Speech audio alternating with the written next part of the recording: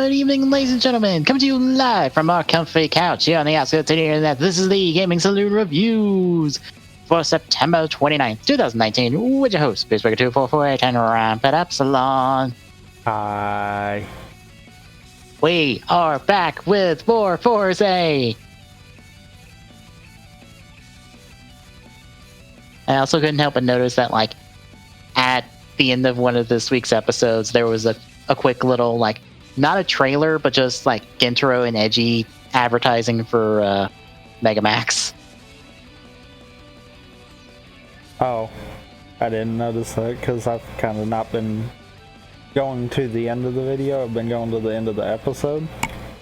I know, I don't normally too, but when I was like going through them for the notes, I saw it at the end and I'm like, oh fuck, I forgot. Usually in the movie war, like right now, the movie wars are so close to the start of the series that like they're almost parallel in production. Almost.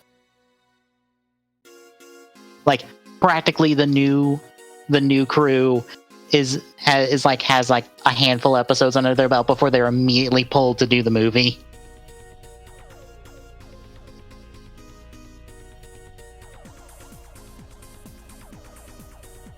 Yeah, we got more Fourze this week. Any thoughts on 01 for the week, since we both got to watch it in time for the show? I feel like if 01 keeps going this way, then it is very likely to be high up there on the I would recommend chart kind of deal. Yeah. Like, I'm still leaning a little bit on what I said before 01 started, where, you know, I'm at least excited for the first, 2/3 of the show. Yeah. So, we're still in that part of it, and I'm like, yeah, it's good. Can we keep this up? Yeah, it is really good. And I like how this is a sneaky two-parter that you weren't expecting until you saw the preview.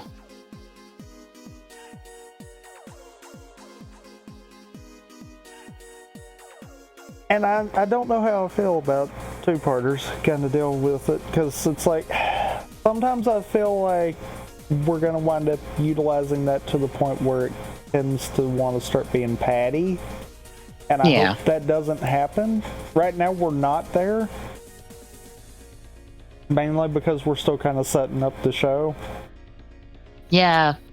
It feels like this two-parter, this like, hey, this is a two-parter mainly because we are dealing with like there are similar aspects connecting these two separate stories.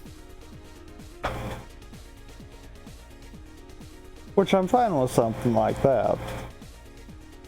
Because at least we're still progressing. Yeah, especially since like the next episode seems to be dealing with something very different than this week's episode.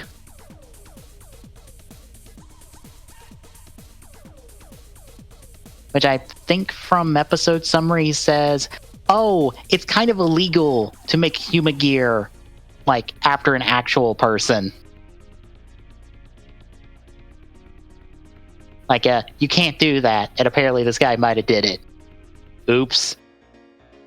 But what I don't get is why.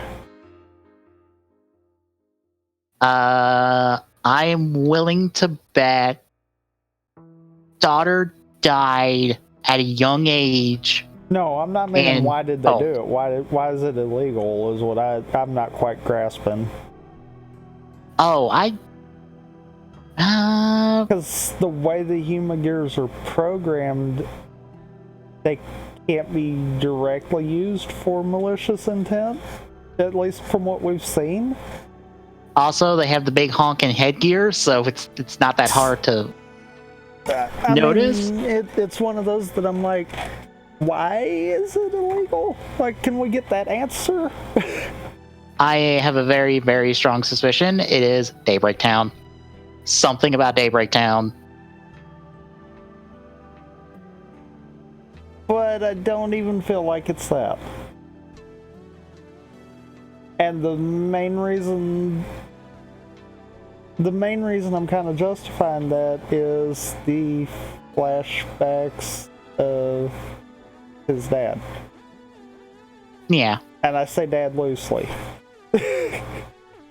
Yeah, like how truthfully know.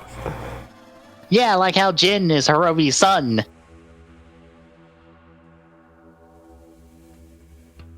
I feel like that little one-off comment was meant to kind of be the transition to the next episode, and the next episode is going to elaborate, probably unintentionally, on that comment. Yeah. Because I know I've seen so many people be like, oh, Hiromi has his ears covered. He might be a human gear. And I go, Jin has his ears covered too. I mean, he could be human gear as well. It's more reasonable he's a human gear because like more of his head is covered. It's easier for him to hide whatever is the remnants of his headphones. Hiromi, not so much. And not to mention, with Jin, he's kind of got that almost like broken kind of personality to him. Yeah, he's found one thing about like a person having a personality and having something of your own, and that's just it. And it's one of those that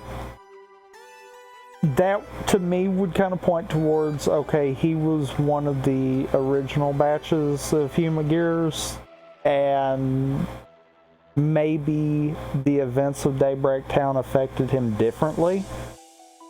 Entirely possible. Because, like I said, he's got that broke personality to him. He's kind of just getting enjoyment from doing anything. It's not so much the event of him causing chaos. Yeah. So that's why I'm like, something doesn't sit right there. Oh, dumb detail about Jin that I know is because of the opening. Okay. His gun has MetsuboJinrai.net printed on it. That's kind of funny. Yep. Also, Hiromi has a sword in the opening. Huh. Yeah, he's just got himself a sword in the opening.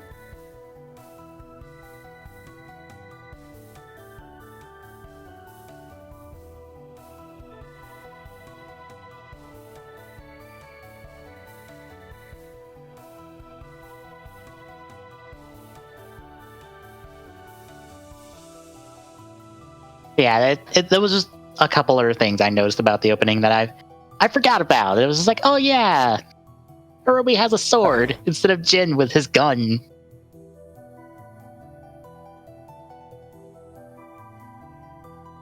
Yeah, this week's was really good.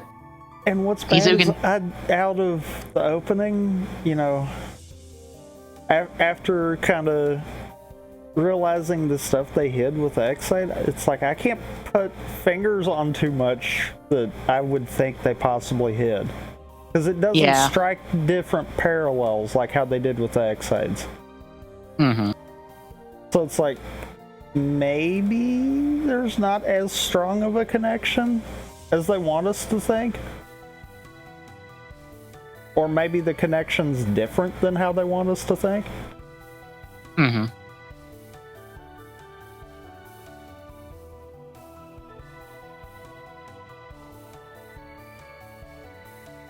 Yeah. And I'm kind of curious on how that will go forward. Yeah. I'm just happy to have good writer every week. Especially when Ryu Soger just kind of like is aggressively mediocre at times. Well, correct me if I'm wrong, but this is episode 5, correct? For 01? Yes. Yes. We've already had more of a cohesive story for 01 than we did for the entirety of Geo. Yeah. And we've also had more plot progression in 5 episodes of 01 than we really have in Ryusoulger in what episode are we on Ryusoulger? Let me look real quick. 20 something? Oof. 28. Oof. Granted, it doesn't help that Sentai, its plot progression is the first few episodes have plot progression. There's random scattered bits of progression in the middle, and then everything happens at the end. Makes sense. Sentai is really stupid that way.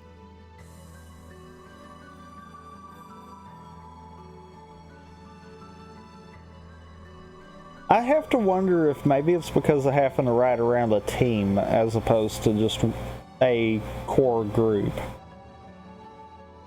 It's... Because, like, if you've got one main person and then a bunch of supporting characters, you don't have to spend as much time on developing the supporting characters as you do the main character. Yeah. So maybe it's that whole, because they're trying to treat them as a team to have development, that might be the problem.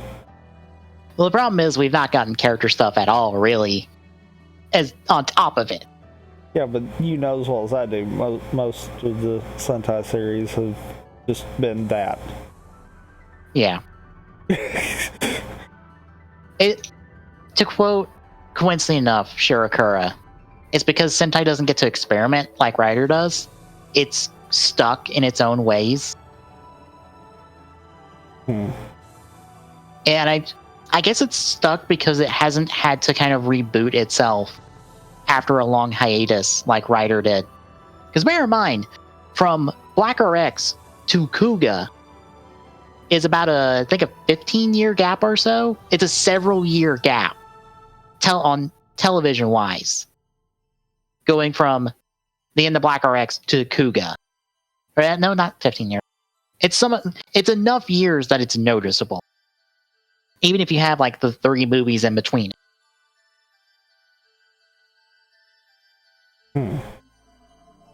But Sentai hasn't had that because it's been ongoing since it started, like 40 some odd years ago. And it's still on the air. It's still running. It's still got its formula. It's kind of stuck in its ways because it hadn't had to change. I wonder too if it could be a case of with Sentai they've seen with Rider it has had its ups and downs kind of deal. And it might be a case of they're more happy to sit at that mediocre level rather than see Sentai experience both the ups and the downs. Unfortunately, that's only true for the shows. Toy-wise, Rider does better than Sentai every year, no matter what. That doesn't surprise me one bit. Yeah. But yeah. I'm more meaning show-wise. Yeah. Yeah, Toy-wise, Rider's always done better than Sentai no matter what season it is. And Sentai is on like a down curve in terms of toy sales. Like, noticeable enough that it's kind of concerning that it's a downturn. Maybe it's partly due to the fact of, the shows associated with it are the same formula. Well, it's that, and I feel like a Sentai toy line breaks down to the mecha, the roleplay toys, and vinyls, and that's kind of it. There's not, like, a lot of Sentai shows don't have any kind of gimmick like Rider does. We have one this year with the Ryu Souls, but they don't do a whole lot. You plug them into the sword and you get a sound, and that's kind of it. There's no like interplay but with them. And honestly, they're pretty much like the modules in Fourze, where it does this one thing and that's it. There's a couple that give armors, but those are often associated with the mecha, and the mecha are in the most boring part of the show. I've come at this point to be like, they're in the most boring part of the show, which is the last 5 minutes of the show where we blow up the monster again. Or this season, we blow up the monster the first time because we don't get to blow it up before it gets big. Instead of blow it up and then it gets big. Well, I mean, I guess they had to save budget on the explosions. That, or they're trying to change the formula in a really stupid way, and I feel like, why not have fights on the ground that in episodes, and then have other episodes end with the monster battles with the mecha? Or, here would be something. Kind of push priority and also probably boost appeal of the mechs. Make them for pivotal story points. Yeah, we really haven't had that in probably a long time, to be honest. I mean, I would think that would be better, because then kids would probably be like, ooh, that mech did this when that happened. And it would probably boost the sales, I would have to think. Yeah. It also doesn't help that mecha toys for Power Rangers are stuck in the 80s in terms of its playability and articulation.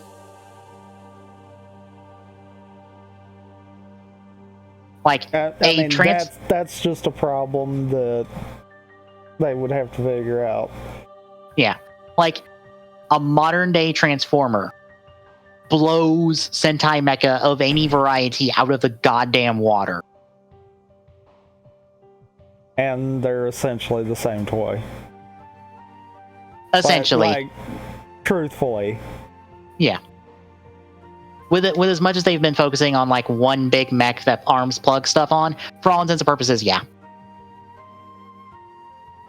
Like, the only thing Ryusoulger has is the 4-port plug-and-play system, and you get more bang out of it with the mini-pla, because it's smaller, you get more articulation, you get more out of it. But yeah, like, I've had my thoughts on why Sentai is failing, apparently, because that's the current rumor, is that Sentai is very much on the verge of cancellation. Like, it needs a big hit, is what it needs, because it's kind of like stuck in the gutter, kind of. It needs a really big hit to pull itself out of it. Although we're supposed to be getting, because the Olympics are next year in Japan, we're probably getting a sports-themed Sentai team next year, potentially. Ooh, that's a touchy situation, I feel. Are you ready for sport? To be fair, it's the one thing they haven't done in 40-some-odd years is sports. But I also feel like that would be the one thing that would be hard to do in terms of mech. Yeah. Like, I guess show-wise they probably could do something. But, yeah, mech. Like, how do you pull that off? I honestly don't know. And bear in mind, it's just a rumor, so maybe not. Who knows? We don't have copyright yet. And Ryusoulger is still like 20-some-odd episodes, or like 15-some-odd episodes left. So we're with Ryusoulger for a while. Anyway, shall we talk Fourze for this week? I guess we shall. All right, we're taking a look at episodes 5 through 8 this week. They debuted on October 2nd, 9th, 16th, and 23rd of 2011. Any thoughts going in before we get started? No, not really. All right, then we're going to kick off with episode 5, Friendship Inside and Outside. We start off with JK, or I think just Jake. I'm just going to call him Jake from now on, just for simplicity's sake. Is buttering up Gentaro because of reasons we will see later. Even though he wanted nothing to do with them literally an episode ago. No, you're my best friend now. Please be my best friend. Yeah.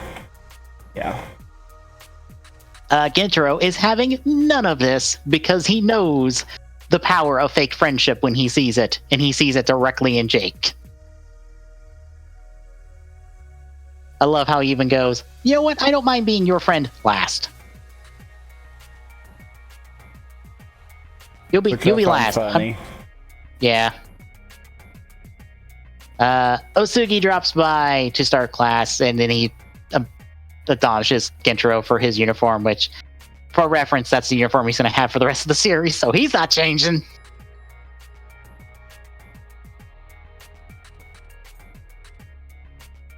Meanwhile, we see a fencer is getting a switch from Scorpio, and he becomes the Unicorn Zodiart. It's probably another name, but it's a unicorn, so it's a Unicorn Zodiart. That's our cold open coming out. Another name, but I can't swear to what it was. Yeah, because like the next 2 episodes is Hound, I believe they call it. Although I think the constellation is a different name.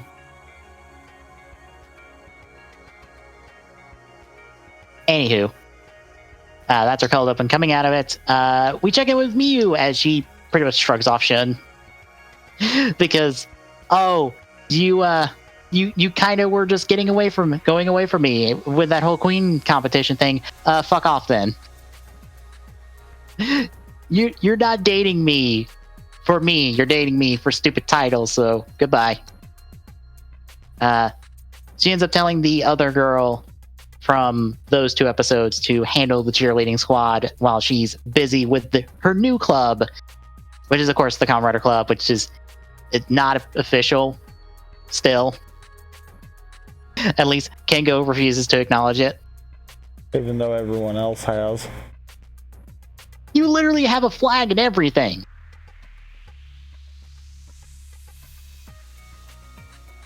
Miyu ends up heading off to the rabbit hutch. She is very all happy and skips along the way to it, so she's in a better mood than when we saw her like pre her 2 episodes, so she takes a quick walk on the moon before Kengo calls her in, because we got new switches. Are you ready to be overloaded with switches? Because we had 6 plus elect this week. Yeah. Like that was so a lot. Yeah, a lot of switches.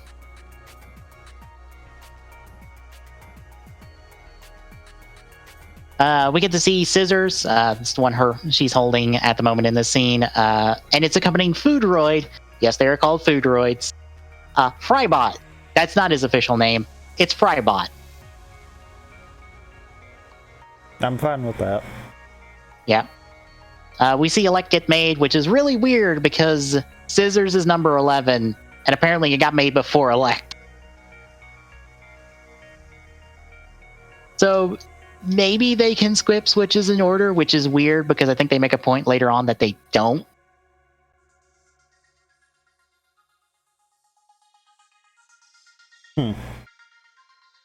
Also, just like that's about all that can be said there. Yeah.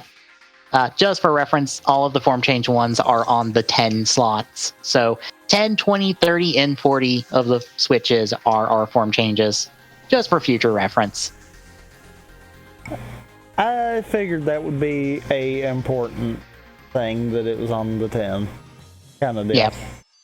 That was the whole thing. I was sitting there thinking, I was like, I think I already see the pattern and we've only had it once. Wait, Fourze only has 4. Wait, Fourze has 4 form changes in the show? I wonder what number switches they are.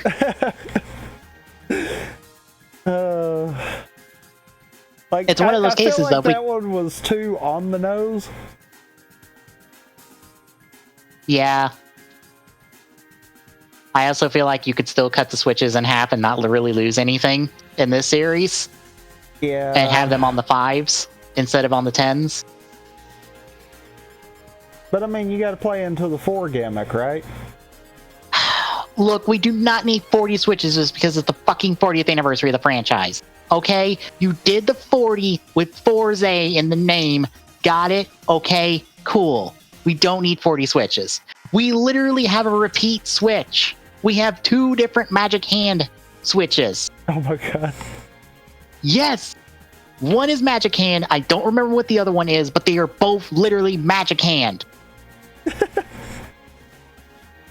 The only difference is the other one is on the leg. Oh, so then it's not magic hand, it's magic leg. Sure. Basically, what that is that's called getting lazy at the end there. I don't think it is because I think it's in like the 20s. Okay, that might be the case number-wise. That might not necessarily be the case of creation order. Very true. Anywho, the elect switch, which is number 10, is made, and we are noted in showing that it has more power than usual. That's because it's a form change switch. It's our technical first form change. Are you ready? I mean, sure, I guess. Yeah. Meanwhile, we check in with Yuki, who has a scene with Tomoko about food and stuff. It's a metaphor for later. Don't worry about it. We'll get to it. We also see that Gentaro gets invited to a party by Jake and one of his friends before the fencer guy shows up and scares Jake away. Because, oh no, it's time for actual plot in this episode, halfway in.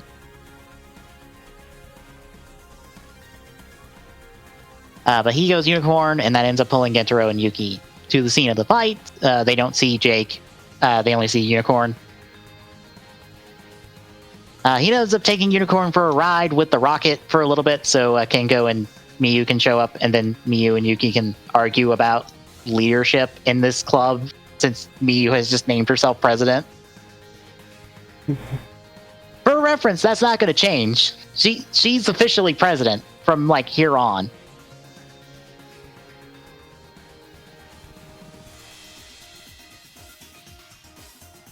Gentaro ends up going partial elect states. The module on his arm changes and the glove changes, and he gets Billy the Rod.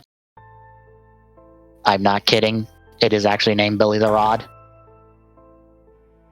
Of course it is. I don't know why it's called Billy the Rod. All I know is I'm thankful this isn't in line with the original rumors for this weapon. Because you want to know what the original rumor was? What, dare I ask? It talked. Yep. It had a fucking personality and fucking talk. Yep, I'm right there with you. I'm super glad that didn't happen. Because that might have been the point where I would have been like, nope, I'm done. Talking electric beat stick called Billy the Rod? Nope.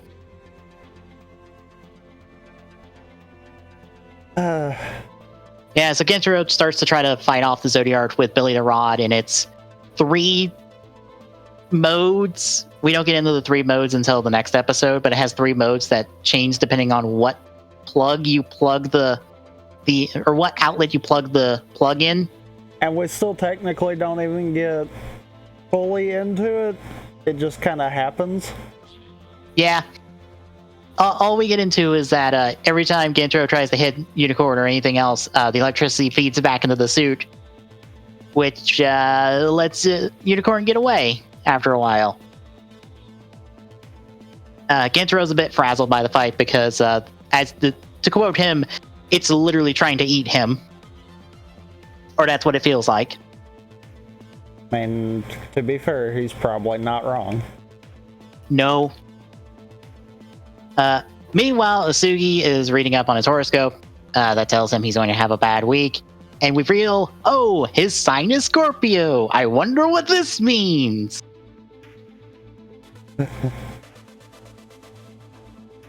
Out of curiosity, do you actually believe he's Scorpio?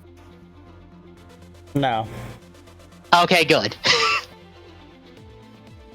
Spoilers, this is a bait and switch. He's not Scorpio. Yeah, no, I didn't buy that as it. I'm like, no. This is too obvious. Too on the nose there. Yeah. Sonata, the other teacher, brushes him off and is wondering if she should go to the exact same party that Jake is holding, since it's students going and she's a teacher and all that. But, you know, who cares? I don't care. Anyway.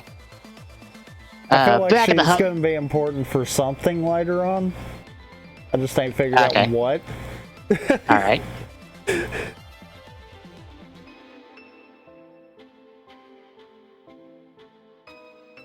Back at the hutch, Kengo is discussing the state of things with Miyu, just about the elect state switch and her whole like taking leadership role of this fucking club that he doesn't acknowledge. But we get 2 more new switches, Beat and Chain Array. They're just regular switches. They're not form chain switches. You can tell the difference because the form chain switches are actually different colors instead of just black with a colored label on it. And a color top.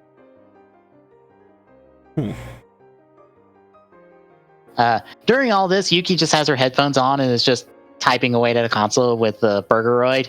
And it turns out, oh, she was actually working because she found out who the switcher was. We find out he's a fencer from the school, because of course he is. It's almost like every single Zodiac in the series is going to be someone from the school.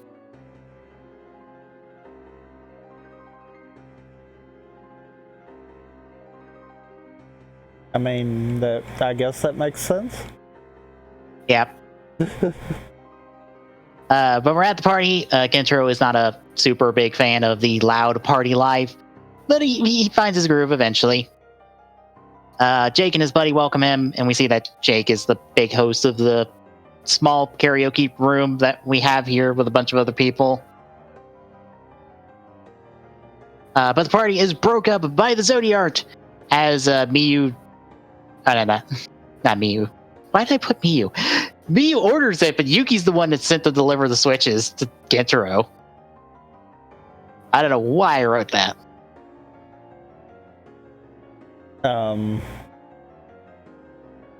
Got chain of events mixed up, maybe? Question mark? I think I condensed events.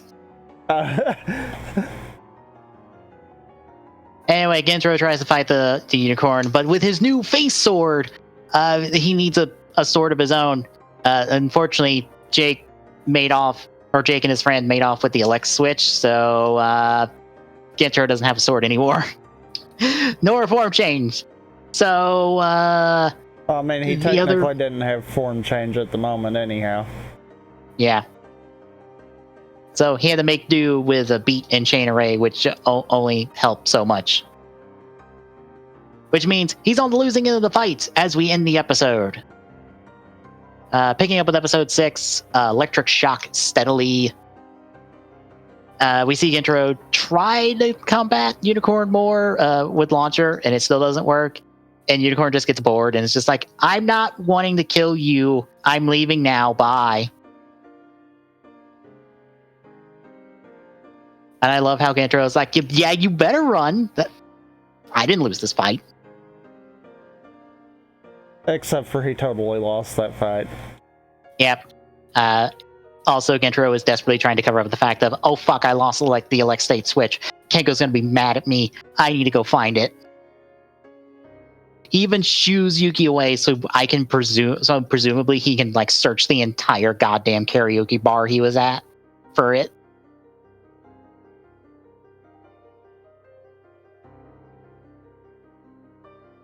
But we end the cold open with Scorpio checking in with Red Eyes for an update. Be prepared for me to refer to him as Red Eyes for a while. We don't get his name for a while. I guess that makes sense. Yep. Coming out of the opening, it's the next day. Gentaro continues to hide the fact that he lost the Switch. And after class, he heads over to Jake to try to enlist his help to find it. Jake is more than happy to string him along in the process because he has it and he's not giving it up because he thinks that can protect him. Sir, you do not even have a driver. That's not going to help.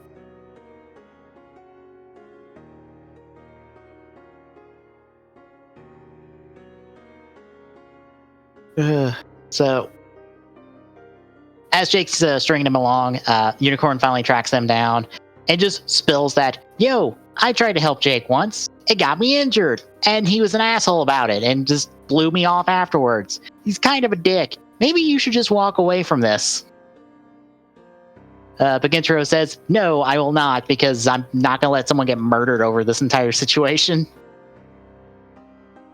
Like, you can talk this out, sure, but you're not murdering him, please.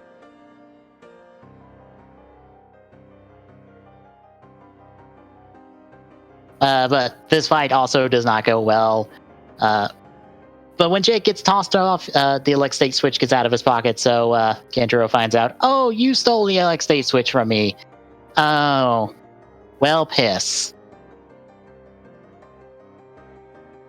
But he's getting knocked around enough to get knocked out, and Jake is taken by Unicorn. Later on, Unicorn tells Jake to phone a friend to just show up, and he will spare him. Which he tries to call his two friends from earlier, except we had an earlier scene where Unicorn confronted him, and I assume spooked him. So they're both not going to answer that call.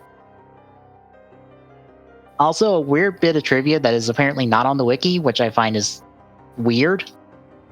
Do you know the girl's cell phone ringtone? Yeah. That's New Dino's standby noise. Huh. I noticed it immediately when I heard it. I'm like, that's New Dino's standby. Why is this not a note on the wiki? Because it's literally it. I don't think the guy's cell phone ringtone is anything.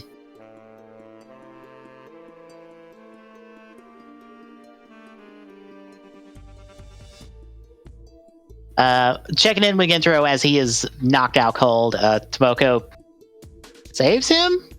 Question mark? Saves him by initially, I guess, deciding that he's dead and saying a quick prayer for him until he kind of wakes up and it's just like, hey, I'm not dead. And Tomoko's like, fine, I'll call the club to come pick your ass up.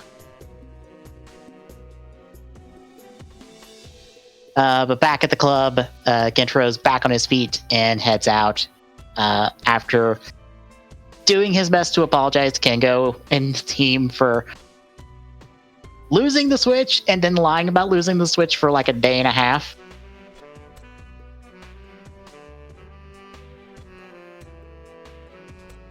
But Gentaro arrives just in time to try to hold up the deal, but Unicorn says, fuck that, I was never going to do it anyway, so you're dead now.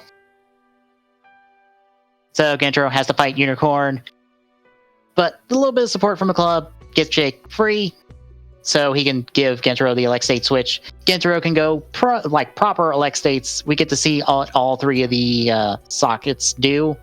One is just, here's an electric sword. The other is, here's electric waves. And the last one is, here's electric traps, I guess. Yeah, I didn't quite get the last one, actually.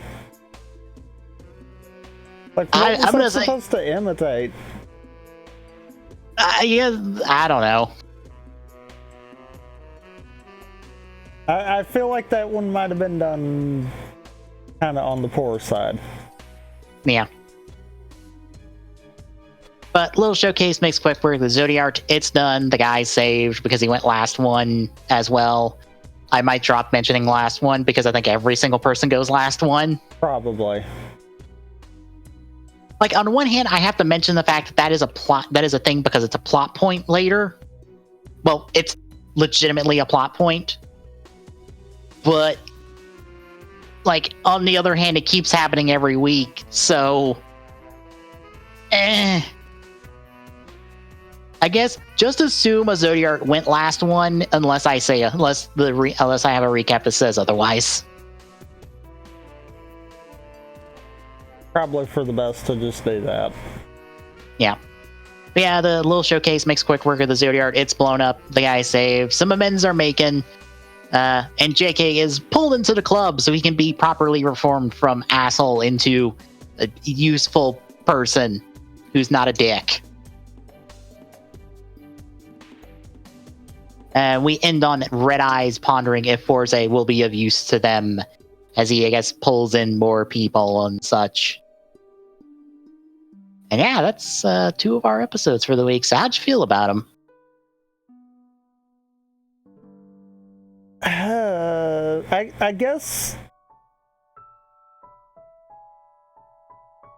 I feel like it was probably a good form change arc for show, but at the same time, I'm like, I also kind of feel like maybe that was a little rushed. Yeah. I think it's one of those byproducts of we need the club form, but by the end of like episode like 12 or something, so Jake needs to be fucking in the club and useful by then. Well, I don't think it's so much that as I feel like more the form change might have gotten rushed, but that's a byproduct of, every 10 switches. Yeah. So it's one of those, it's like, I guess that's the best for the circumstances at hand. It also doesn't help that we're getting fire states at the beginning of the next batch, even. I figured. I figured.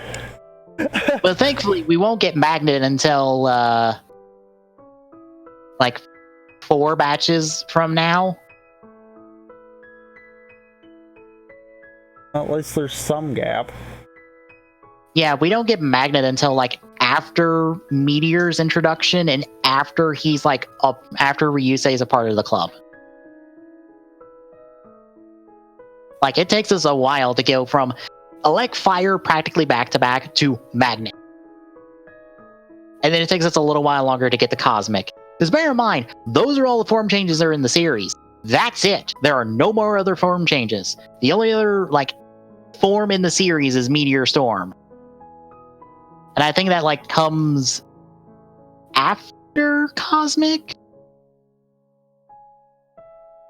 Yeah, I believe that comes after Cosmic.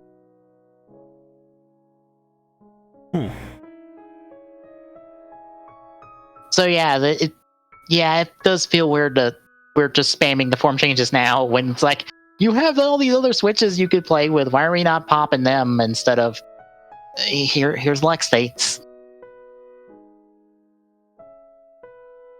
Yeah. But I mean, overall, otherwise, it was pretty good. Yeah.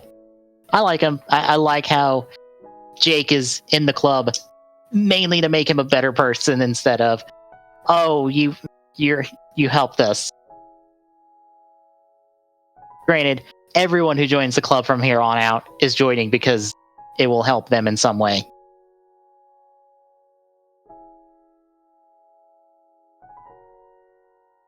Anyway, you ready for the second half? I guess so. Alright, kicking off with episode 7, King Jerk. We're at a little outdoor ceremony where Shun and the football team are congratulated for their regional championship win by Ryu's, or not Ryu. Why did I say Ryu? Shun's father, giving them a statue on the lawn and the school. The teachers have a quick moment about kids and stuff. I keep not mentioning the teachers' moments because they're not that super important.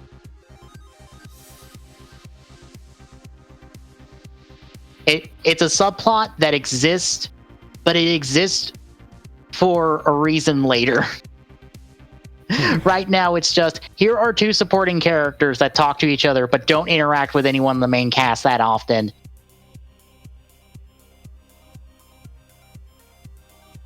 Anyway, Shun calls Miyu because she didn't make the event, and he's wondering why.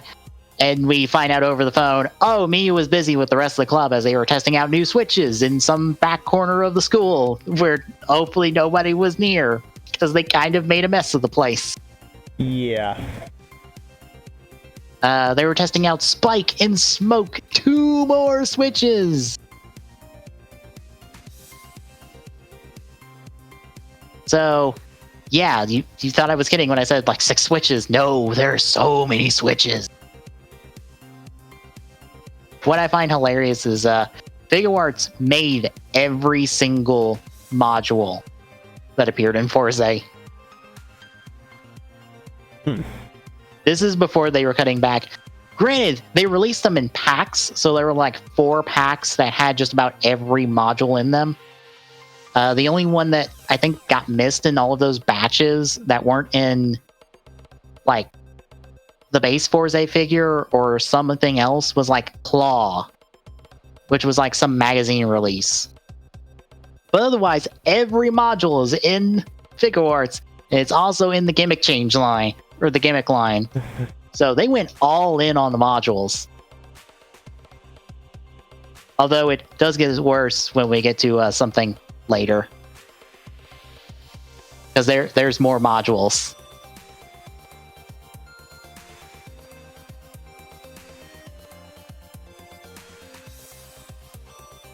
So things go wacky with the testing of the switches. Shun's dad drops by after Miyu hangs up and gives him some really terrible advice. Some really terrible boyfriend advice that is not going to get you anywhere. Ever.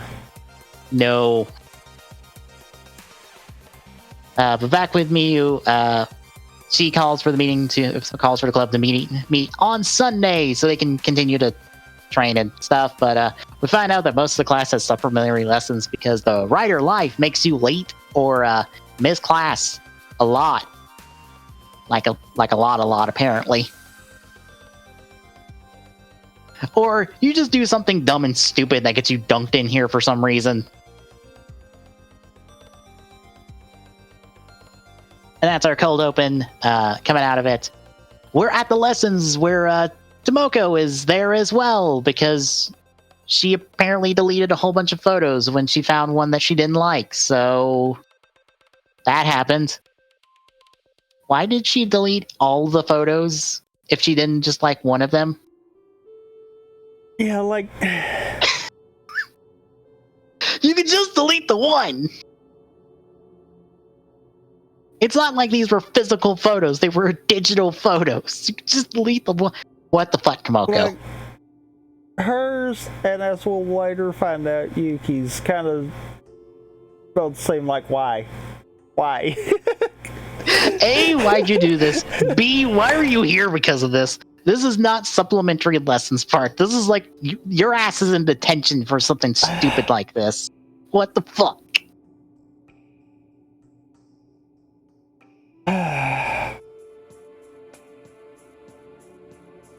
Anyway, Shun drops by at this point. He's here because he's not very bright and he focuses more on football.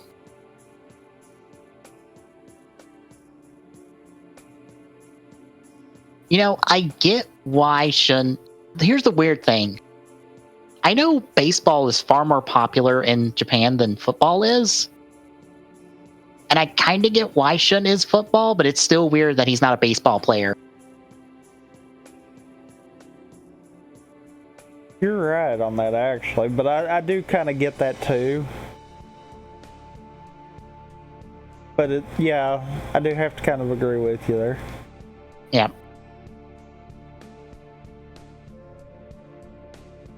And he also has a new girlfriend, which, by the way, the girlfriend is actually the girl from the Queen 2-parter that Gentro and Jake tried to recruit to compete against Miyu and then got scared off initially. She will also appear again in a later episode because they actually do have students return, various people return to play the characters they play as in the shows. It's a school. These people would still be here.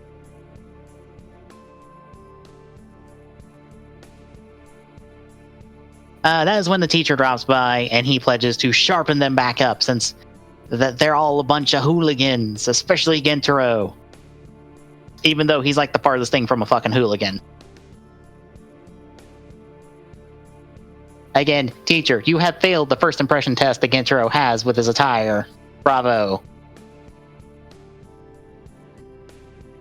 To be fair, that makes perfect sense, though, that would happen. Yeah. We check in with Miyu and Jake as they're at the hutch when they get an alert from Burgeroid of, oh fuck, a new Zodiac showed up and everyone's in detention. Uh-oh.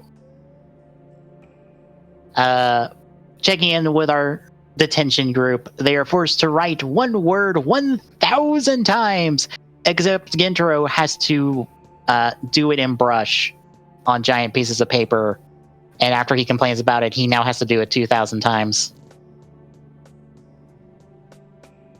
My Japanese class at my college, I did have to do this once, just for the cultural experience of it. It is harder than you think it is. Oh, I can imagine. Like, there's a proper form and technique for this, and it's like, oh, this takes forever. And it's also ink. Like, it is black ink that is just like, if you fuck up, you're just scrap it and have to do it again.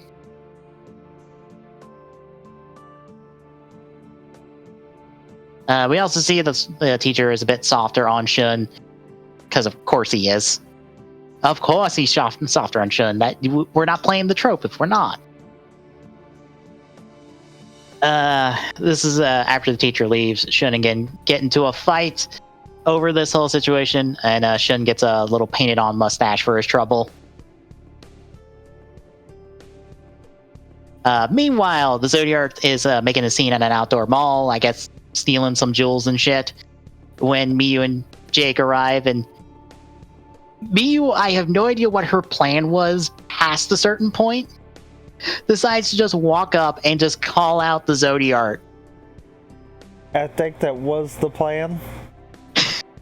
It's like, Miyu, what's the next step of that plan there? Hope that he just stops.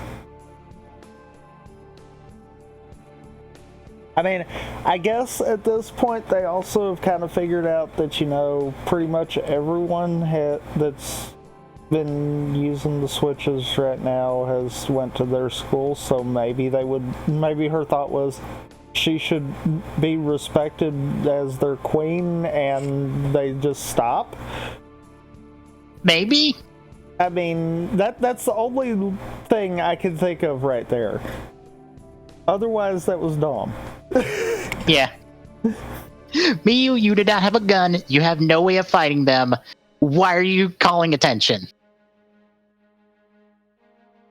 So after the Zodiac decides to go after her, Jake takes her and runs, because that is their only option right now. They call Kengo on the briefcase, because, by the way, his briefcase that also holds the switches, that right now just holds a whole bunch of blank switches, doubles as a phone.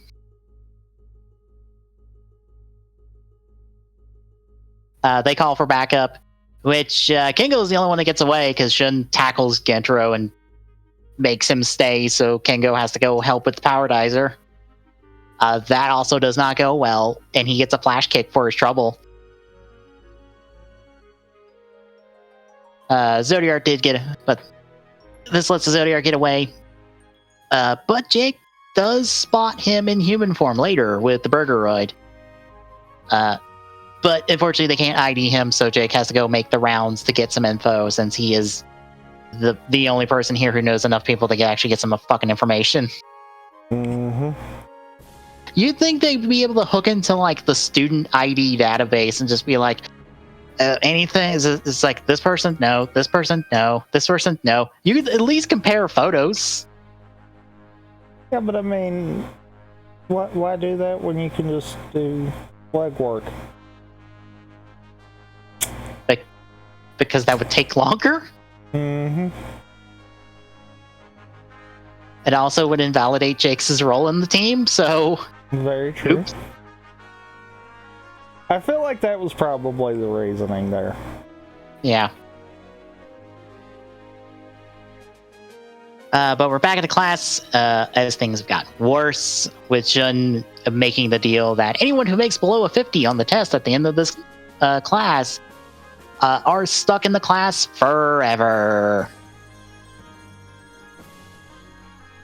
Gentaro takes offense to this, but he ends up backing down when the teacher gives him a bit of a stare down. Because Gentaro's not going to fight a teacher over this.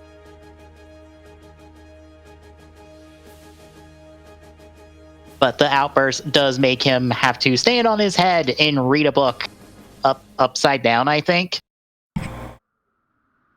I don't know if it was supposed to be upside down or if Gentaro just didn't think to turn the book around. He probably didn't think to turn the book around. Anyway, Yuki is there to assist with homemade space gummies. Which, I don't think that's actual food astronauts would have. Mainly because, like, zero gravity would not work well with gummies. Yeah.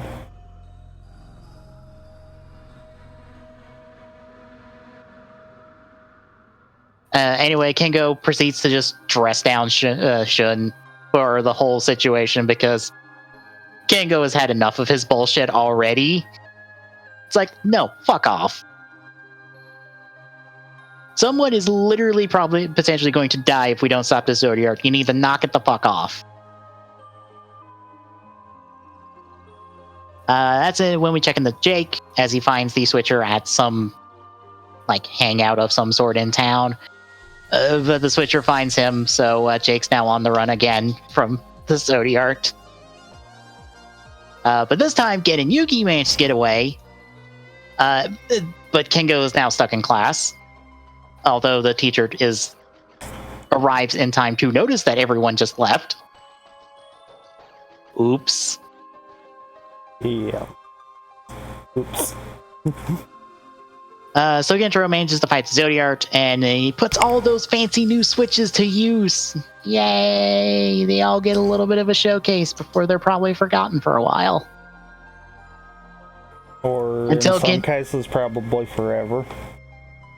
No, Gen Urobuchi, I think in both Megamax, or not Gen Urobuchi. Why did I think Gen Urobuchi? Koichi Sakamoto. I don't know why I was thinking writer instead of director. No, Sakamoto, I believe in both Megamax and the solo movie Everyone at Space Time. Make sure to use every single switch Gentaro has access to at those points. So in Megamax, every switch Gentaro has access to at that point in the movie, or in the that he would have access to for that movie, he uses throughout the movie. And for Everyone at Space Time, we literally have an extended fight scene where Gentaro uses every single switch. Because he has access to all 40 of them at that point. Well then. When Sakamoto is given a toy box that says all the toys, he makes sure to use all the toys.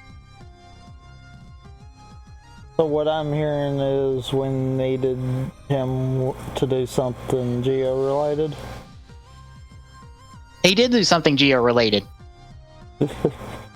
He did the Fourze and Fourze episode. I mean, in more on a movie scale. Where he could have all the toys. Yeah, so we could, like, they tried with, like, the other writer stuff, but it doesn't have the same energy, I feel like. No, not at all.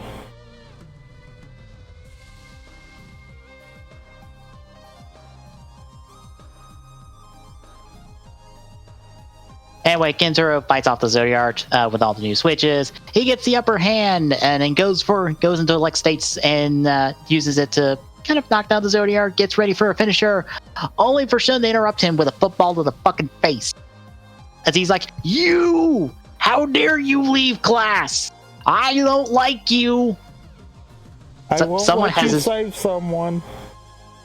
I won't let you stop a monster from rampaging around town because I got my priorities straight in this situation.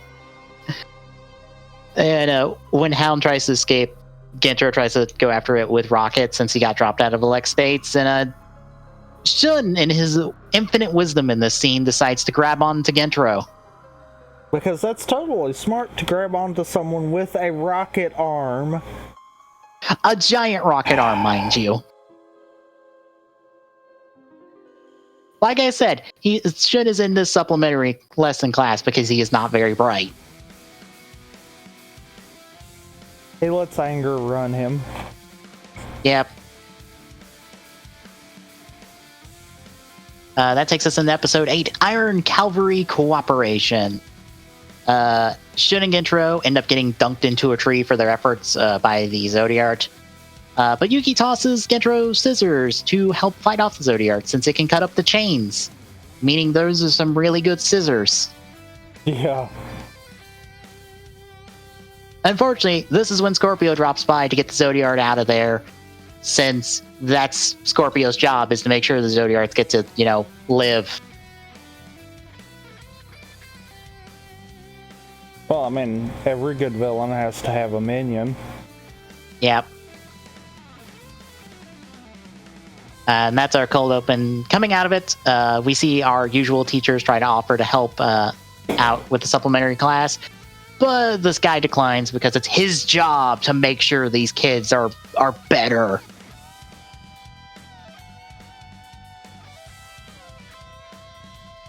We see Shun get a call from his dad telling him to get his shit together. Because good parenting.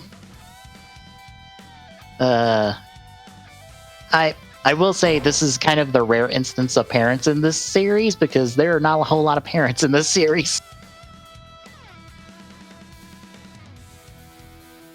Probably for the better. I know for Gentro because I believe both his parents are dead.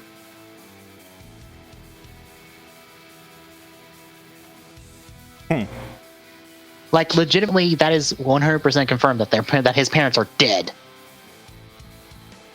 Well then. By him, no less.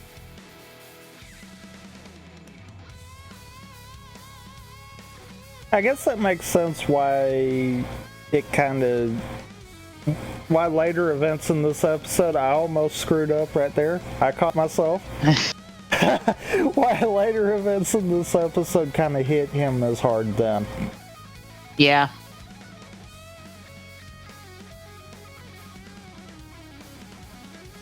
But this whole call makes Kengo think about his dad.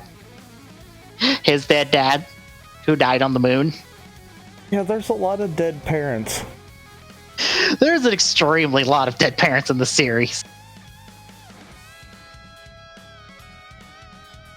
This is when... Granted, at least it's only pertaining to dead parents and not dead, people within the story. Yeah. Looking at you, Dime. Yeah.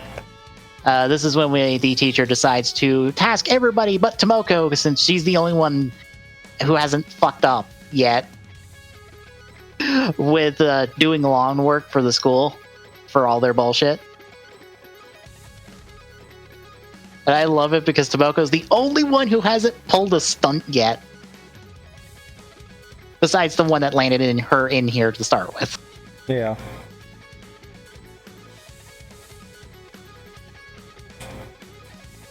Outside at the lawn work, Shun and Gentro end up getting into an argument when Shun takes over the fucking giant stone wheel they're pushing to level out the dirt, I guess.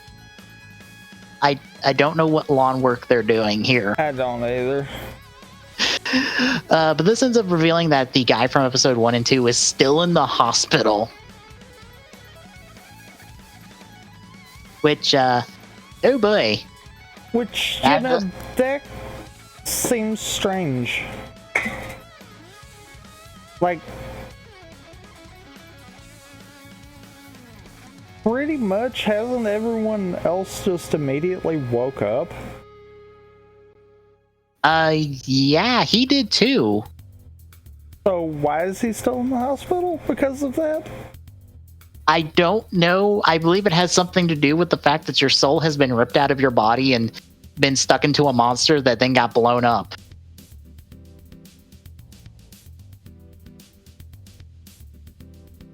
I would assume.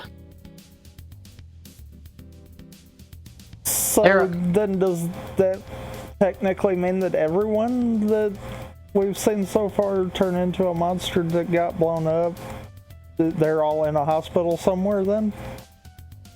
I would assume so, because I don't think we've seen a single one of them return to the school yet. I mean, I guess that's a good way to write off, like, one-off characters. Yeah. It seems a little weird. And to be fair, it would kind of seem as one of those things that you would probably want to address at some point later in the show, but eh. Yeah. Also, I want to note that, like, Gentro, I guess to antagonize Shun, is just like, I don't know a single thing about football. Isn't anything like rugby? Which I find to be a very particular reference for him to make. Because I'm like, wait a minute, that's like the closest sport to football you can get without being football. Did you do that on purpose, Gentro?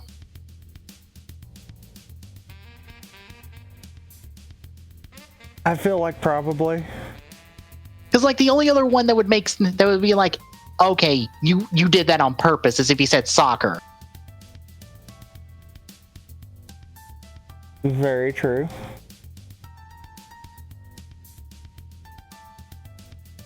Anyway, Miyu calls in about the Zodiart pulling the lot of them away. Gentro gets into a fight with it once more, but Scorpio comes in for the tag team. Meaning once more, Gentro is losing, but that's when the Powerdizer drops by to help. It does a quick level 1 belly flop assist that lets Gentro blow up the two of them with rockets, only for them to leave. So they ran him off. He thanks Kengo for the assist because he thinks Kengo's in there, except it's not Kengo. It turns out Miyu was driving the Powerdizer this time, and she practically passes out from using it. How hard is it to pilot this damn thing? Apparently very hard. Except not... I'm assuming except not as hard as using the Fourze driver? I would assume so.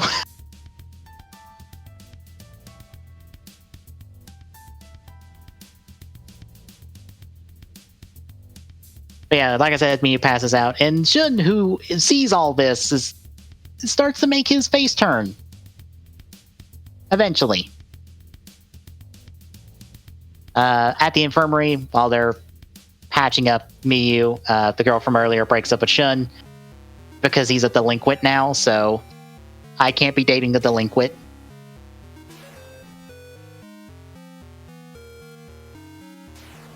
They all end up coming back, and the teacher is ready to flunk the lot of them straight to hell. Oh, joy. Also, I love how I'm not exaggerating on that, as he literally says he will send them to hell.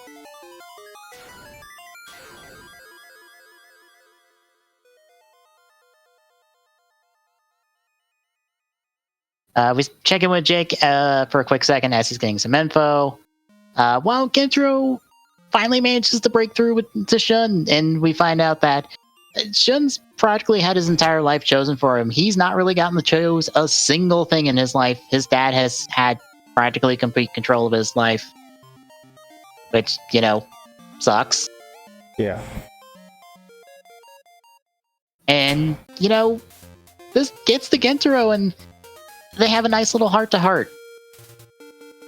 And the whole group gets the bond, especially when we find out that Yuki is in here because she tried to sneak space-themed books into the library illegally.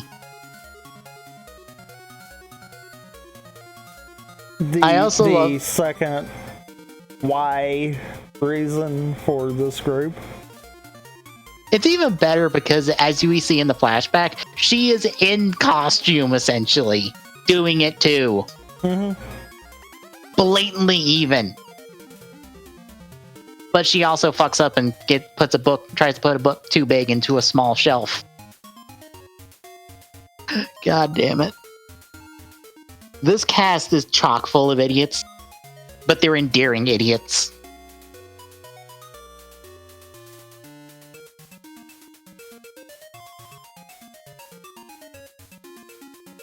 But all is well.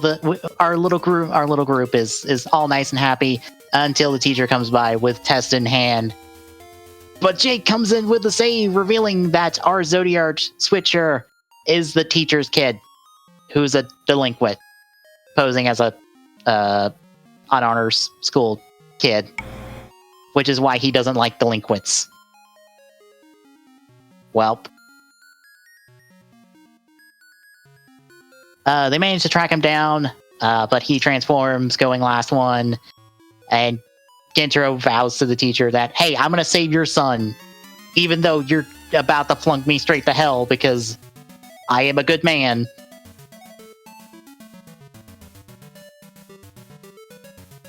But as Gentaro heads out, everyone follows him.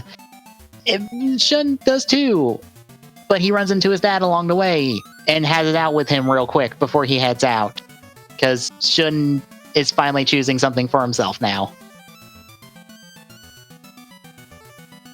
Gentaro ends up tracking down the Zodiac, fights it, but Scorpio in once more for the tag team. And that's when Shun decides that he will pilot the Powerdizer and goes in, helps Gentaro. The two of them beat down the pair, and Gentaro manages to destroy the Zodiac. And Scorpio runs off. They even do the whole friendship thing with Shun and the Powerdizer, which is probably not the most comfortable thing in the world. Probably not.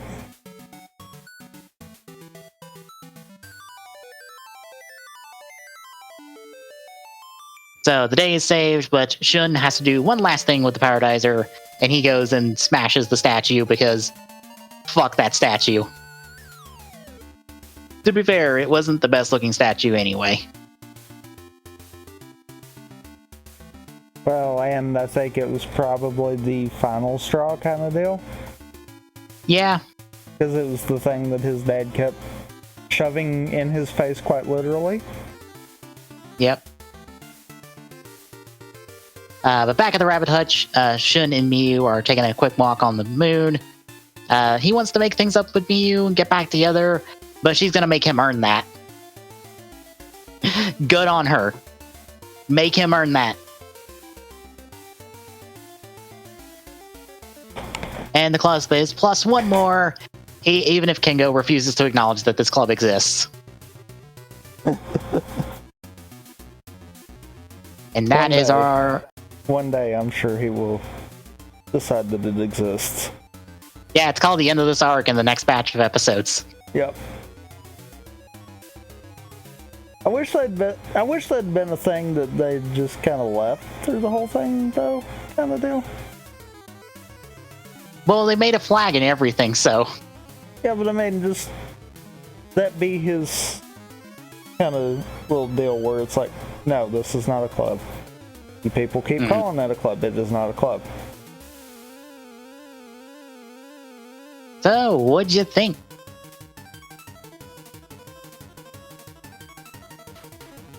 I feel like I like the way that arc progressed. Because it fit. Mm-hmm. Like, nothing with it seemed like it was kind of pushed in there. I feel like maybe we should have rethought the idea of why they all had to go to school on Sunday. Actually put these people in detention and not supplementary lessons Yeah. for whatever stupid reason. Like, I feel like that was probably the oddest part of it. Because why couldn't this have just been a detention thing? Yeah. Because at least two of them have done detention-worthy things. Kengo, not so much, I guess. Gentaro, probably. Well, I mean, It's with just- both of them, you could just use it as a way to maybe, I don't know, come up with something. Yeah. You Although, can't tell me no- they couldn't come up with something weird. Yeah, although I say that, and I was about to bring up Shin, but no, Shin punched one of his teammates in the face. Yeah. That's why he's here. Right, I forgot about that part. Yeah, so that completely could have been a reason for detention. Yeah.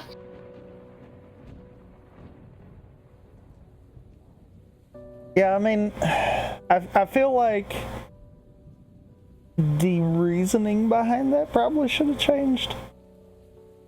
Especially seeing as how the teacher kept looking at it as he had a group of delinquents, not a group Yeah. of failures kind of deal. Not a group of people who are just falling behind in class and need assistance. So it's one of those, I'm like, I feel like maybe we had two different ideas for the reasoning, and that kind of just whoops. Yeah.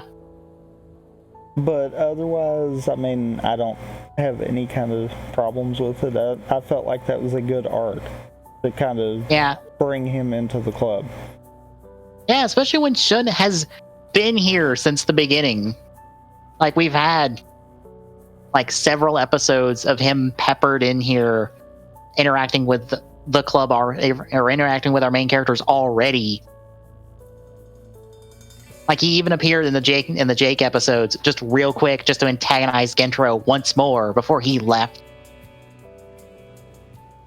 Which I love the fact that Gentaro was like, I don't even know why I asked you. You wouldn't know. Of course you wouldn't know. Why am I? Yeah, good 2 episodes. Fourze continues to be good.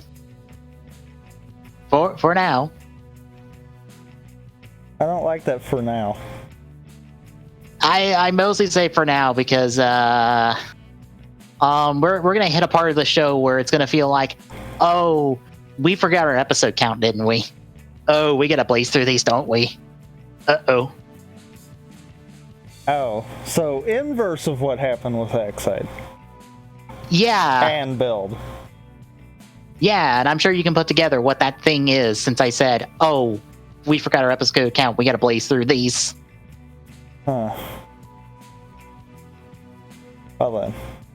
Yeah. But yeah, that'll do it. Next week, we are continuing Fourze for... Let me check the watch list as soon as I find it. 2 more batches before we hit Megamax, which should be right around when it aired in episode order, essentially. So, in theory, because I believe, yeah, we will actually get our first appearance of Ryusei in continuity before we hit his introduction episodes. Well then. Yeah, Ryusei not only gets an early bird cameo in Megamax, he gets a full fight scene to himself at the end of the movie.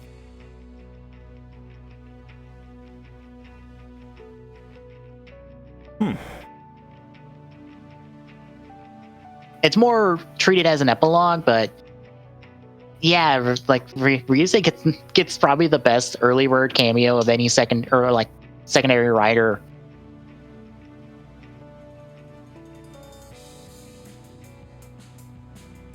But yeah, next week will be Tomoko's introduction into the club, and then the end of our Kamen Rider Club formation, like larger arc, since that's kind of what we're in.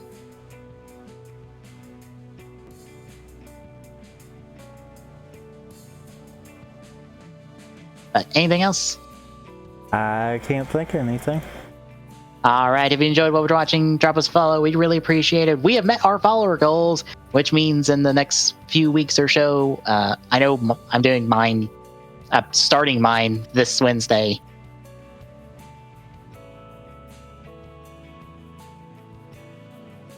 I don't know for sure when I'm going to do mine. Yep, but you can expect both of those follower goals to be met. I've already got the next one for mine planned. I guess we just have to pick a number. Yeah. Whether it's 190 or 200.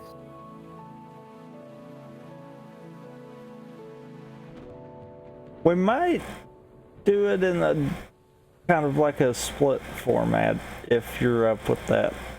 We might do it as a when we hit 200 or affiliate, whichever comes first. Yeah. And that might be how we kind of roll with it going forward. Yep.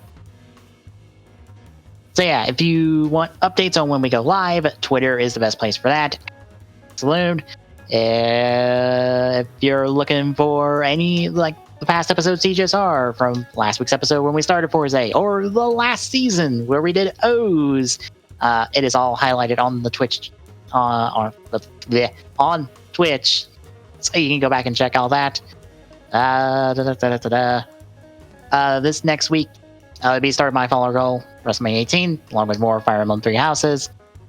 Friday will be Minish Cap properly since I got BizHawk back up and running. Yay. Hopefully it stays back up and running. If not, I know how to fix it. Let me guess, restart? No, just get a new version of BizHawk. Well then. Yeah, the restart didn't work. I just had to get a new version of BizHawk and it worked.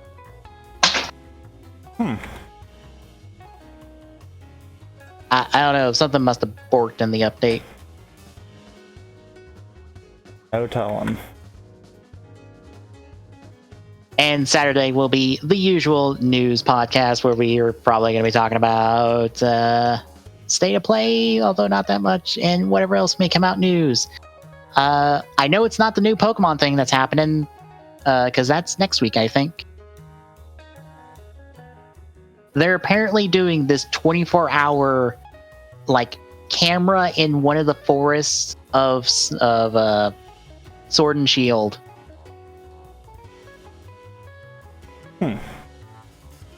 I don't know why, but they are, so prepare for some new Pokemon reveals.